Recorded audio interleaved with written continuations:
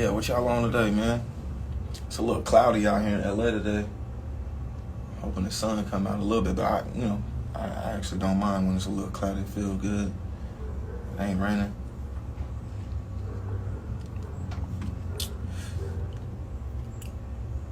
Much love from Detroit. Shout out to all the homies from the D. Hey, yeah, Neiman. Cause the Neiman done had the Fonzie, nigga. You said that Fonzie? It's different. It's different, I'm telling y'all. It's gonna be in stores real soon. Big announcement coming real soon. The whole rollout coming real soon. So I can't wait for y'all to see it. But yeah, when it comes to premium cannabis, I'm proud to be with the best in the business. Shout out to Bar Family Farms. But yeah, it's coming. Oh, okay. What's up with you, homie? Somebody said they worked in catering on P-Valley. Appreciate you. Shout out to P-Valley's catering, man. We got the best. I swear, P-Valley has some of the best food on any TV set. And I don't know if it's just because we shoot in Georgia and people know how to cook down there in Georgia, but shout out to our catering team, our crafty team. Our crafty lady, her name is actually Mercedes, just like Mercedes on the show. But it's a black woman, her and her business partners, and they be cooking it up. So shout out to you, homie. Hell yeah, Saloma. Somebody said, have you ever smoked with Snoop Dogg? I have. Twice. And that shit was a dope ass experience both times. And both times I tapped the fuck out quick. Like, Snoop is a different type of smoker, man. Like, and anybody that think they can just kick it and hang with him, alright. You go see that motherfucker. He smoked back to back. He smoked papers. He smoked blunts. And see, I don't smoke blunts no more. I only smoke papers. I used to smoke. I appreciate that, homie. Much love to Cali too. But yeah, I used to smoke blunts back in the day. I started off smoking like big ass Dutches. See, I'm a little older than some of you good folks. So my generation, we was smoking fucking vanilla Dutches, nigga, big ass fat Dutches, or them goddamn, what was the shit's called? They used to come in the different color tubes. Big ass Dutches and shit. Bust them bitches down. Fill it up with 2 grams of Reggie, nigga. You know what I'm saying? I'm from Greensboro, North Carolina. We ain't know what exotic was and loud and shit was till fucking late 2000s, nigga, about 2008. But yeah, I was smoking them big ass Dutches, but smoking with Snoop, he still smoked blunts. So like after one, you already so try smoking 2 of them motherfuckers, 3. Hell nah. But when I was in college, niggas used to sit around, I swear to God, it'd be like 10 of us in a room. All the homies, you know what I'm saying? You bring your little shorty or whatever, we all just sit down, blaze, and then go to the damn calf and box up food. Take it back to the room. But now, papers only, homie. And as contradictory as it sounds, it's the healthiest way to smoke, in my opinion. Other than using like, glass bongs and, fucking, some shit's called one-hitters and shit like that. Yeah, shout out to all my people with the HBCU experience. Whoever got caught smoking in their dorm room. I got caught smoking in my homie's dorm room one time, man. I ain't even live in that fucking dorm, man. Fucking got arrested. Luckily, like, we was good. They let us go and shit, but my nigga Tayshawn, man. Tayshawn Low. Anybody who know my nigga Tayshawn Low know that nigga will get you in some fucking trouble, man. Smoking with this nigga in the dorm room. I mean, we smoked this shit out too. Niggas dumb. We ain't trying to put no towel. I don't think we had no towel down, nothing. We just smoked this shit out. Blunt, big blunts. And shit, about 30 minutes into the smoke session. Poo, poo, poo, poo. Open the door. We're like, damn, campus police. Mind you, this is my beginning of my acting career, so I'm like, shit, I'm about to test my skills. I started acting like I was asleep. Motherfucker. Like I was knocked out when nothing about to wake me up. So I'm asleep. I hear all the, the cops, they come in, they like, hey man, y'all come on out of here, man. Y'all come on out of here. What y'all got going on? And so I'm just like, fuck. I wake up, act like Taylor, my niggas Taylor, anybody else is in there, they can tell you to this day. That's when they knew, like, oh, this nigga gonna be a fucking, he gonna be an act, he gonna be successful with this shit. Cause I woke up, like I was tired and shit. I was like, man, what happened? I was like, man, y'all know what y'all was doing in here, man. Y'all ain't smoking and shit. I was like, man, damn, I was like, we smoked outside, man. We just smell like that in here. The dude laughed at me. The campus police. He's like, come on out, man. You hot. And I was just like, ah, shit. And so, yeah, it was hilarious, though. But getting caught up on them HBCU campuses, man. Shout out to North Carolina Central University. I think that dorm was called Baines. It was the hood, too. That shit was the jets of the campus, dog. That shit was the straight jets. If you lived in Baines during between 2008 and 2011, you was in the jets, dog. Right there getting your education, but living in the projects on Central's campus, yo. So I lived in this joint called New Res, like it was new. It's like hence the name, motherfucker. New Res 1 and 2. I guess they couldn't come up with a better name. They just called that shit New Res, nigga, residence, like 1 and 2. But that shit was hard. We had, the room wasn't but so big. When you look back on it, it's like, man, them dorm rooms are small as hell. But we made that shit a home for a good year. And then after that, me and my dogs got our own little apartment.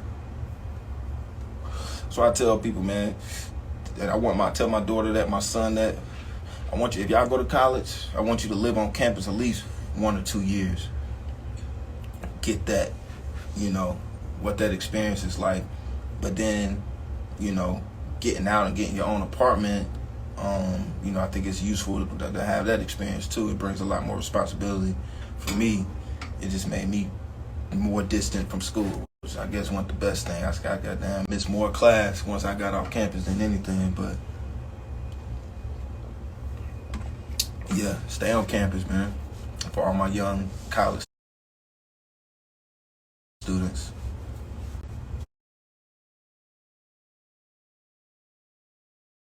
Get that experience, especially if you go to a black college.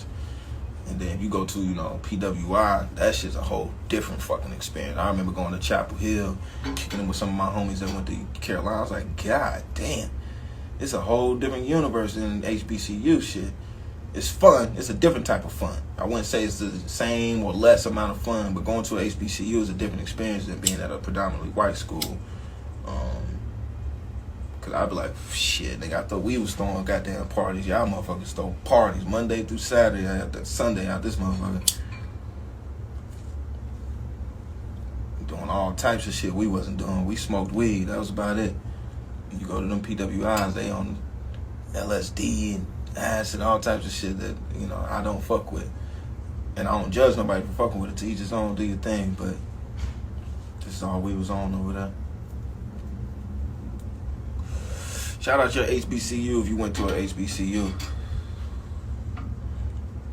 I see y'all.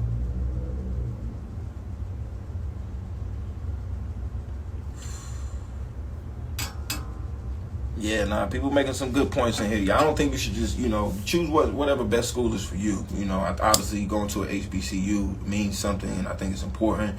But don't go to a school just because it's a HBCU. Make sure it's a good school. Make sure it's a school you really want to go to. And then don't just go to a PWI because, it has all the accreditations and all those things. Like, check in and make sure it's going to be the best experience for you.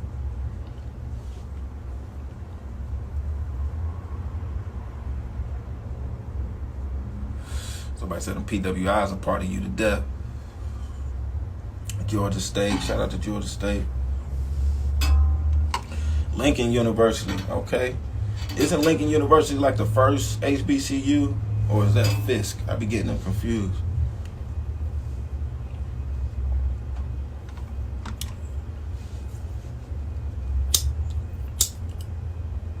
Somebody said they went to the PWI, Texas State University. Okay, ain't nothing wrong with that.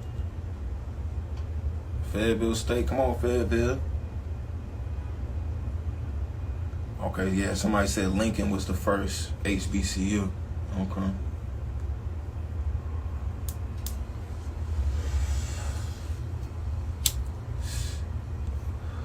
That'll be a dope post. Which HBCU did this Somebody's probably already done it. I might be late to the game, but somebody do a post about P-Valley characters and then take a poll on which HBCU they would have went to or which HBCU you think they would have gone to. That would be funny. Oh, I ain't sipping nothing on but some water. Miss, what's that? Tanili 83. She said, "What you drinking?" Ain't nothing but some water. Yeah, I'm on a water diet. Even though I just had like a margarita yesterday, a little guava joint. At Javier's, shout out to Javier's, man. Anybody that live in LA or shit, Mexico, Vegas, I think they got one in Vegas. My pretty baby, she out there in Vegas right now. And I think they went to Javier's, but shout out to Javier's, man. They got the best food and they got some good ass drinks too. Oh, appreciate the love all the way from Sydney, Australia. That's love.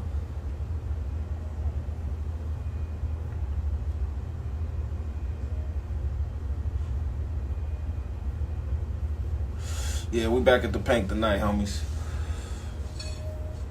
I just came on here to smoke something with y'all, promote Ball Family Farms. Like I said, we got a big announcement coming soon. And then, yeah, just to make sure y'all tuning in to P-Valley tonight, 12 a.m. on the Stars app. Make sure you got that.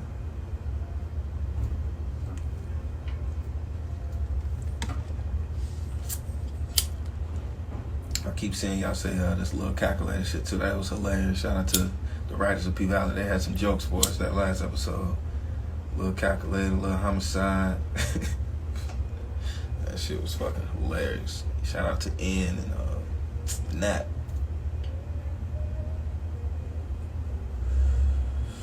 Nah, we got 3 more episodes. Season finale isn't until, I believe, August 14th. So we got tonight, then we got 209 and 210. Every episode is called. Every episode go up a level. Yeah. It's like that. So I'm just glad y'all fuck with the show. Glad y'all tune in every week. Even the people that be saying, man, I can't watch this no more, man, I ain't tuning back in. Then the same people that say you see him talking about it the next week. So it's like, you know, that shit is hilarious. I appreciate the love either way.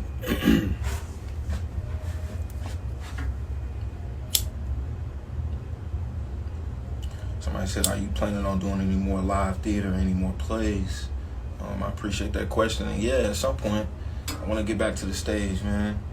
And it's just stage takes you away, and it takes a lot of time away. It's Tuesday through Sunday, 8 shows a week. 2 shows on Wednesday, 2 on Saturday. And so you only get 1 day off. That's Monday. And that's called the equity day off because they got to give you that day off because of the union. So it just takes a lot of time, a lot of energy. It's a different type of storytelling. TV and film has its own obstacles as well, as far as like how strenuous it is, the time. Because it takes a lot of time to shoot TV. Shit, with way more time than it does to put a stage production together, you know, to keep it G. But theater just, it takes, you know, a different part of your energy and a different part of your time. You have to be committed to it in a different way. So, yeah, I want to get back to it, but just when time permits, you know. And the right production, too. You know, I don't get an opportunity to see a lot of plays, you know, so. But just like TV and film, it's some good ones, and then there's some trash ones.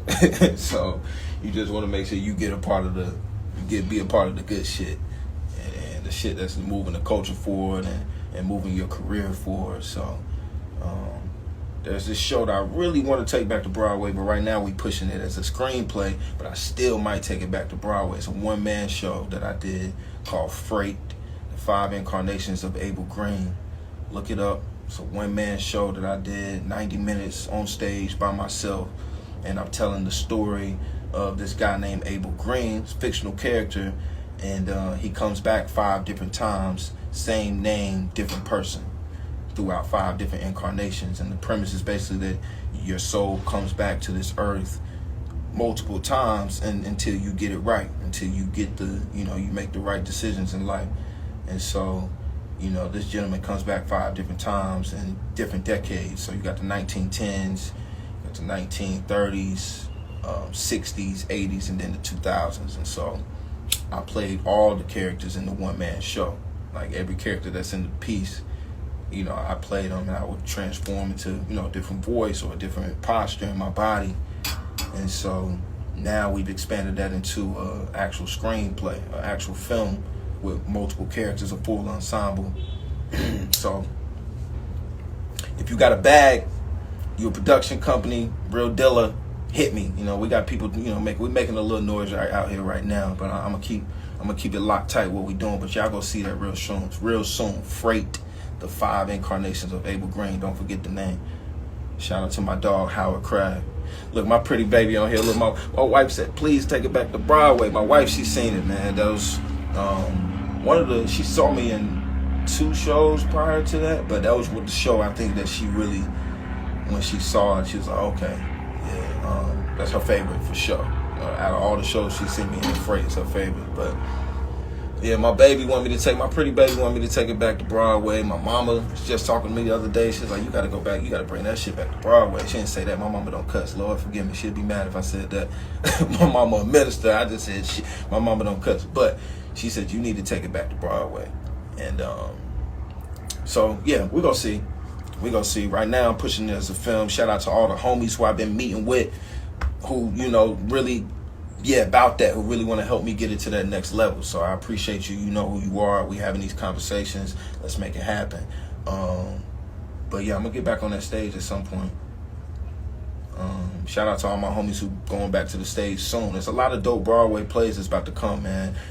Coming up this season. Shout out to the good people that's doing Sam L, Danielle Brooks, Denzel's son. What's Denzel's son name? John David. They about to do Piano Lesson, which is one of my favorite shows. I played Boy Willie back in the day, and so I'm high. Wish I could be a part of that, but everything happens for a reason. But I would love to have played Boy Willie or Lyman. The other character, Lyman, is a really dope character too. There's a lot of dope characters in any August Wilson play, but Piano Lesson was one of my favorite shows.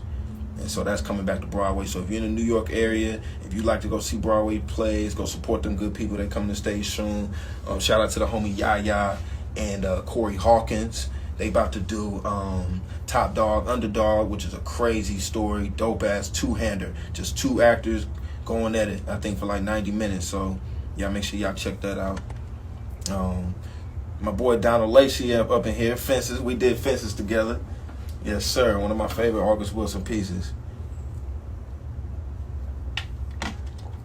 Donald Lacey is an incredible actor. He played Gabriel in Fences. Wish you could have seen. That's the one thing about theater. You got to be there. It ain't no, professional theater.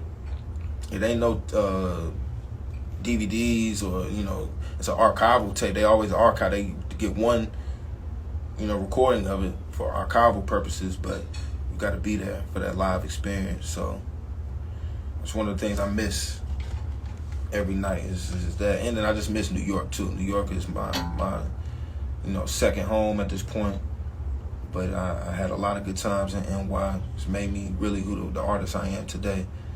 I wouldn't be the artist I am today if it wasn't for them NY streets, them NY stages, them incredible, talented artists I've worked with. Artists that some artists y'all never seen because they don't do TV. All they do is theater. All they want to do really is be on that stage. And, I just happen to want to do both. I want to be able to do the stage and be able to do the TV and film. And to be quite honest, TV and film allows you to make a better living. Theater is a hard living. You can get to a point where you make good money off of it, but it's tough being a theater artist. So shout out to all my people who still grinding it out, stacking your bread. But it's a journey, and it's the way, in my personal opinion, if you want to really get your chops up and kind of get them nuances and them inner monologues and that endurance up, the stage is the way to go. That's where you want to really push yourself to get that eight shows a weekend. Musical theater, that's a whole nother beast. I don't do musical theater. I don't do, I can hold a note, but I don't think I can sing like some of those artists, and I'm not that great of a dancer. I can do a little something, but I let my wife hold down the dancing. My wife, she be dancing. But yeah, shout out to the homie Darrell up in here with the money design. What up, homie? Where the money reside? That shit was viral.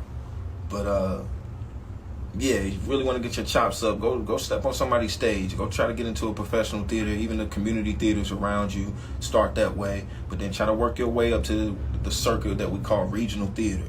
That's like bouncing from state to state, working at these dope-ass equity theaters, but you're going to be doing some of the best work in your life. And then if you can get to New York and get yourself off Broadway on Broadway,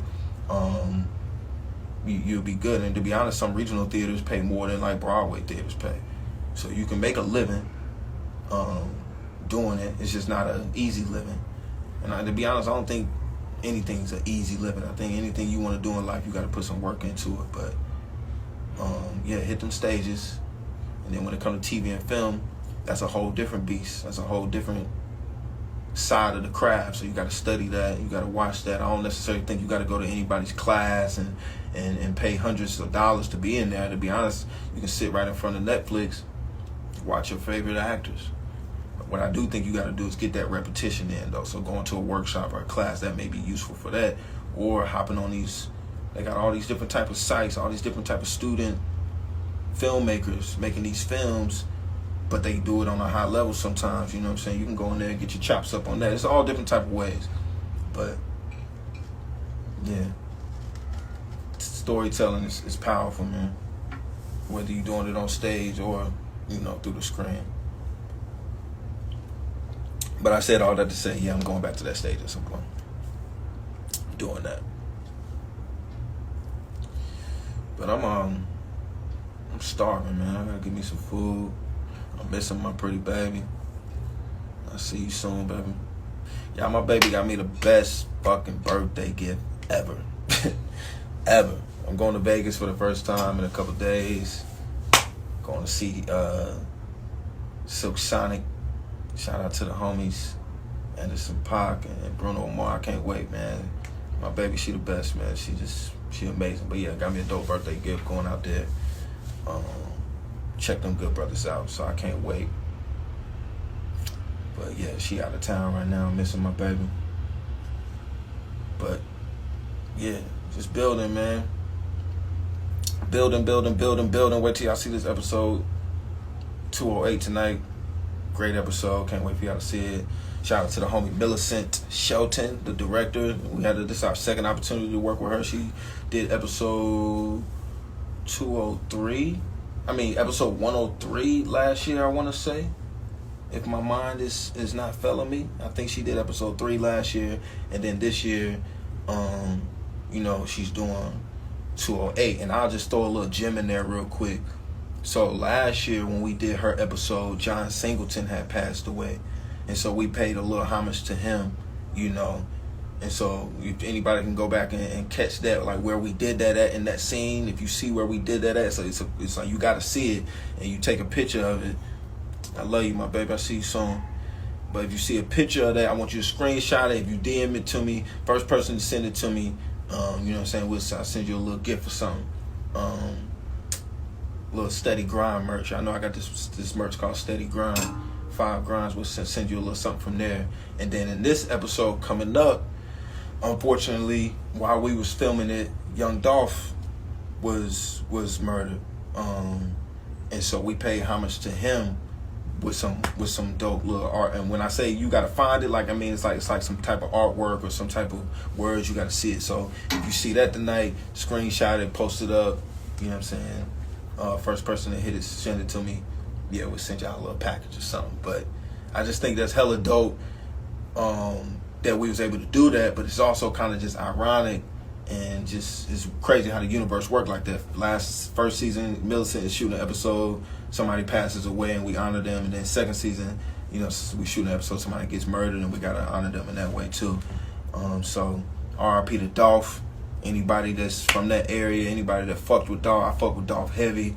Fuck with Key Glock heavy, man. To be honest, I listen to a lot of their music to get into that kind of that whole murder shit, that whole flat kind of just the accent, the mouth kind of just big, your vowels being flat and consonants not being on the end of your words, all that type of vibe was really, I was inspired by them, you know, and their music. And so when I stepped into the booth, just kind of going there with that whole energy of really wanting to make a bop, really wanting to make people feel something, but at the same time, like, this shit gotta be hard too. It gotta have a certain tone to it. So Dolph definitely he lived in that realm. So shout out to Dolph, man. I'm glad we got to pay homage to him tonight. But yeah, this episode tonight, 5. Another 5, John, man. So I'm hop up off of here.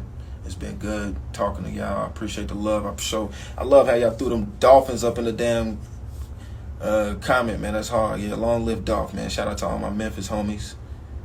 Shout out to all the homies that's just in that area. But yeah, y'all keep shining. Y'all keep loving on each other. Keep standing in your truth, standing in your light. For everybody that's being touched by this show, man, God bless you. I'm glad we can do this. I'm glad we can shine light. And I'm gonna say something real. I'm gonna keep it real G right now. Y'all see how hard they making it, you know, or trying to anyway, for a fictional character, for Lil Murda. You see how kind of people are throwing out different things. Imagine how hard it is for your brother or sister and everyone all in between who got to live that on a daily, who got to feel like they can't be themselves. And you know what I'm saying? So just take that into perspective, you know. Try to love on people, man. Try to be a light in somebody's life and not a dark spot, not a strain on their heart or on their soul. Don't pull nobody's soul down. Well, y'all know Beyonce, you know, I wasn't trying to bring that in, you know, no pun intended, but yeah, please don't break nobody's soul, man, because everybody's not built for what that takes, and you know, so just you gotta, yeah, keep that in mind. I was thinking about that earlier today. I was like, man, thank God I have the right people around me, and I'm built for what it takes to sustain being in this industry, but only getting like a sliver of what the homies and our, like I said, our good people in that community have had to go through their entire lives probably, you know. So yeah, love on people, man. And if anything, what stuck with me, what I just said was, yeah, don't be a dark spot in somebody's life, man. Be a shining light, yo. And sometimes you gotta clean yourself up for that. Shine yourself up. Start to glow, homie, in a real way. Clear all the negativity out so you can be a light in somebody's life. And it's easy to be I tell people that all the time. You got a subtle glow, homie. It's easy to be a subtle light. You don't gotta just try to blind everybody, flex on nobody, no shit like that. Be a subtle light. You know what I'm saying? Your shit go glow, and people go be able to follow you. People go be able to be seen because of the positive and this outpouring glow that you got. You know what I'm saying? So look, I'm high, but look, that's all that positive, just kind of what was just on my membrane. Love on people, y'all love on yourselves. See y'all tonight at the Pank that way.